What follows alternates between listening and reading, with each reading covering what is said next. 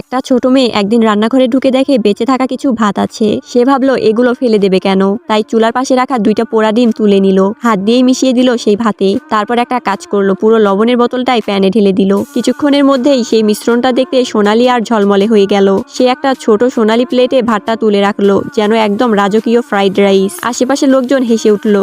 কেউ বলল এই বাচ্চার রান্না কবে থেকে দেখানো শুরু হলো, এই ছোট মেয়ে পেশাদার শেফের সঙ্গে টক্কর দেবে, হাস্যকর। কিন্তু জাজ যখন প্রথম কামড়টা মুখে দিলেন তখন হঠাৎ চুপ হয়ে গেলেন। হঠাৎ বড় বড় করে তাকিয়ে থাকলেন মেয়ের দিকে। এমন স্বাদ তিনি কোনোদিন পাননি। এতটাই অবাক হলেন যে চেয়ার থেকে প্রায় উঠে দাঁড়িয়ে বললেন, এই স্বাদ, এটা মানব নয়। আসলে সেই মেয়ে কোনো সাধারণ মেয়ে ছিল না, সে ছিল ফুড গডের অবতার। একটা ছুরি ছিল তার একমাত্র অস্ত্র, তবু সেই এক ছুরির জোরেই সে সবাইকে চমকে দিল। কয়েক মিনিটের মধ্যেই সে নিজের মায়ের জন্য তৈরি করলো গরম গরম মাছের স্যুপ। মার চোখ ভিজে গেল ভালোবাসায়। তখন ভাবলেন আমার মেয়ে আজ আমার জন্য রান্না করেছে। তিনি পরক্ষণে মুখে 1 চামচ স্যুপ তুলে ভয় পেয়ে গেলেন, কারণ বুঝলেন মেয়েটি ভুল করে রান্না করেছে তাদের দিব্যরক্ষক প্রাণীটাকেই। নিজের প্রিয় প্রাণীর ক্ষতি দেখে মা ভিতরে ভিতরে কেঁপে উঠলেন। আর তখনই কঠিন সিদ্ধান্ত নিলেন, এই শিশুকে পাহাড়ের নিচে পাঠাতে হবে, না হলে বিপদ আসবে। চোখে জল নিয়ে তিনি মেয়েকে নিচে পাঠিয়ে দিলেন, যেখান থেকে শুরু হবে এক অদ্ভুত রান্নার অভিযানের কাহিনী। এরপরের পার্ট দেখতে ভিডিওতে কমেন্ট করো।